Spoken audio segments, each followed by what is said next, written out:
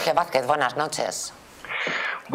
¿Qué tal? Encantado como siempre. Buenas noches. Igualmente, Jorge, ¿es este el juicio del año, el que arrancó ayer en la Audiencia Provincial de Barcelona?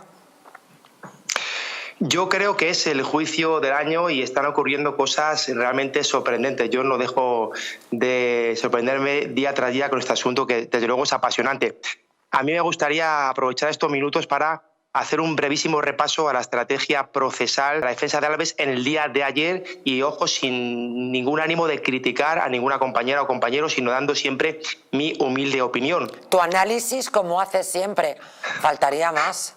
Exactamente, pero que no parezca que yo soy un abogado que critica a otro compañero, sino que simplemente doy mi opinión de lo que me ha llamado. Tú eres un analista de televisión y un analista de televisión tiene que trascender a lo puramente colectivo. ¿No? Efectivamente, así pienso yo. Bueno, yo me estoy refiriendo al trámite de cuestiones previas de ayer, que por cierto no están previstas en el sumario ordinario, pero el Tribunal Supremo las admite como en el procedimiento abreviado, donde sí que están reflejadas.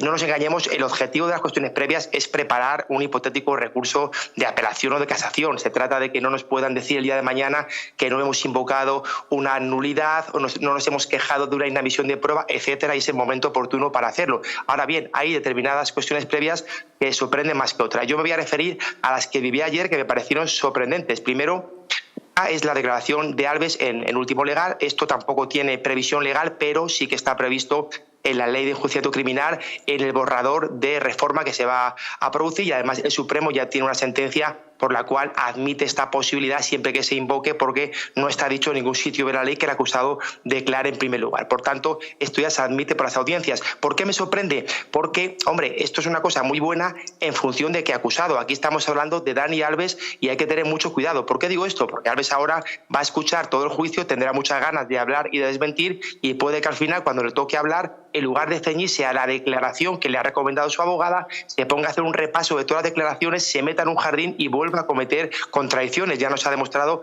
una dilatada trayectoria en este tipo de contradicciones. Por tanto, en el caso de Alves me parece muy arriesgado el que declare en último lugar, pero insisto, puede que le salga bien. Es una estrategia de la nueva letrada. Otra cuestión previa es la nulidad del juicio, porque invoca que ha habido un juicio paralelo, que ha habido un juicio mediático, etcétera, y pide la nulidad. Eso llevaría a que todos los juicios con famosos o que fueran mediáticos tuviesen que ser nulos, y sería discriminatorio con las personas que no son mediáticas. Además, María José, no nos olvidemos, no estamos ante un jurado popular que evidentemente sí puede dejarse contaminar y mediatizar. Estamos hablando de un tribunal profesional como la Audiencia Provincial, y además el Tribunal Supremo esta cuestión la tiene perfectamente despachada, en el sentido de que no se dejan influenciar y están perfectamente preparados para no dejarse contaminar por lo que oigan en los medios de comunicación. Luego también alegó una serie de indefensiones, en este caso una investigación a sus espaldas durante un mes. Yo esto me hubiera encantado escucharlo, porque no lo comprendo. Lógicamente, todos los investigados, antes de ser investigados, o al menos normalmente en causas importantes, pues tienen seguimientos policiales, judiciales, incluso pinchamientos telefónicos con autos de secreto sumario, etcétera, y hasta que no se explota o revienta la operación, como se dice en el argot, no se empiezan las detenciones, y ahí te das cuenta de lo que se ha actuado, ¿no? Por tanto, Alves estuvo en la picota desde el minuto 1 de salir de ese baño, por lo tanto es normal que se hicieran diligencias a sus espaldas. No sé por qué esto le alarma a la compañera, a lo mejor tiene algún sentido y a mí se me escapa. También se queja de que no ha tenido acceso a todo el procedimiento cuando no consta que las actuaciones se hayan declarado secretas. Tampoco me consta o no entiendo este argumento. Igualmente no entiendo por qué cuestiona que solo tuviera 2 horas, le parece poco tiempo, la compañera que inicialmente llevó la defensa de Alves, cuando, si vas a mantener una postura absolutoria basada en la inexistencia del hecho, te sobran prácticamente 1 hora, con decir tienes que dar tu versión de lo que ha pasado y no moverte de la verdad ni un ápice, porque la verdad es la que te va a salvar. Otra cosa es que queramos plantear una sentencia absolutoria desde el reconocimiento del hecho. Ahí hay que hacer un artificio para buscar una versión coherente que pueda desvirtuar lo ya actuado. Pero, insisto, no es esta o no es en teoría la defensa o la línea de Alves, que niega radicalmente el hecho. Igualmente, hay una cosa que me ha llamado mucho la atención, que es que cuestiona o se queja de que no se le ha permitido tener acceso a una prueba que acredite el consumo de alcohol, porque lógicamente la detención fue mucho más tarde. Es cierto que no pudo acceder a una pericia ni a sagiar, etcétera, pero claro, decir esto cuando te presentas ante la sala es como decir, o al menos así lo interpreto interpreto yo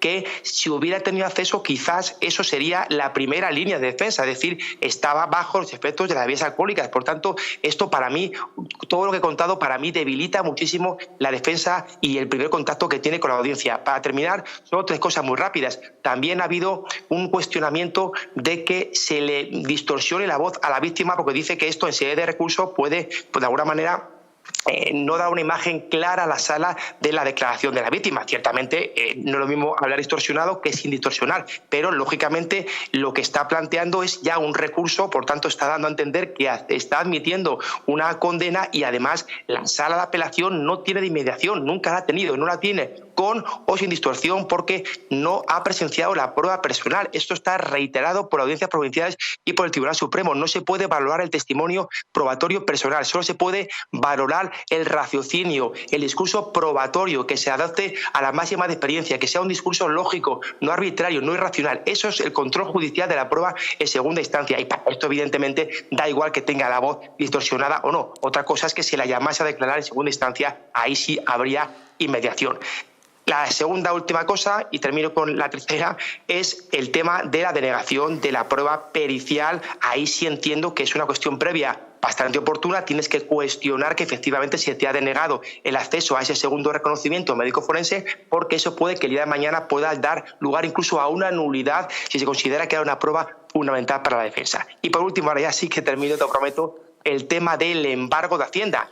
Me parece poco procedente contarle a la sala que tu cliente tiene un embargo de Hacienda con España de $500.000 para justificar que no tiene ese patrimonio que dice la prensa. ¿Por qué? Porque ha salido en prensa precisamente publicado que se había ofrecido una copiosa, muy generosa indemnización para cerrar el acuerdo. Es cierto que no ha trascendido esa cantidad, pero, hombre, decir esto y ponerte la picota de la sala como una persona que defrauda Hacienda no creo que sea la mejor manera de ganarse la simpatía de la sala. Pero bueno, termino, este es mi parecer, que como siempre someto gustoso a otro mejor fundado en Derecho. Eres un crack, eres fabuloso, Jorge Vázquez. Muchísimas gracias.